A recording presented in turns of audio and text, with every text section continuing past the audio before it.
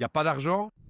Sauf pour la guerre. Franchement, je sais pas combien de fois on a entendu ça. Y a pas d'argent, faut économiser, ce sont des dépenses irresponsables. C'est toujours la même chanson quand il s'agit de nos pensions, nos soins de santé et nos services publics. Mais cet été, le gouvernement a décidé d'investir, tenez-vous bien, 34 milliards d'euros dans la guerre. Pour ça, évidemment, il y a de l'argent. Ouais, vous avez bien entendu, 34 milliards d'euros, c'est énorme. Et cet argent, il tombe pas du ciel. Très concrètement, si le gouvernement attaque nos pensions, c'est pour acheter 11 avions de chasse F-35 supplémentaires. Et c'est pas fini. Et il s'est engagé à augmenter les dépenses militaires pour atteindre 2,5% du PIB en 2034. Chaque année, des milliards en plus. Et évidemment, il y en a qui savent déjà le champagne. Les copains du ministre de la Défense, Theo Franken. Je veux évidemment parler de l'industrie de l'armement qui peut s'attendre à des énormes bénéfices. Mais ces profits, c'est nous qui allons les payer. Avec nos pensions rabotées, avec nos hôpitaux sous-financés. Et c'est sans compter le fait que Theo Franken veut mobiliser plein de jeunes pour faire le service militaire et s'investir dans l'armée. Ce qu'il prépare, ce n'est pas la paix ni la défense de notre pays. Il veut armer la Belgique et préparer nos jeunes de partir à la guerre aux côtés des États-Unis et de Trump pour intervenir dans d'autres pays dans le monde. Des guerres qui ne sont jamais dans les intérêts des peuples, mais toujours au service des intérêts des grandes multinationales. Il n'est pas question de les laisser faire. Que ce soit en Belgique, en Europe et dans le monde, de plus en plus de peuples et de voix s'élèvent pour dire stop à cette folie guerrière. Nous voulons investir dans la paix et la sécurité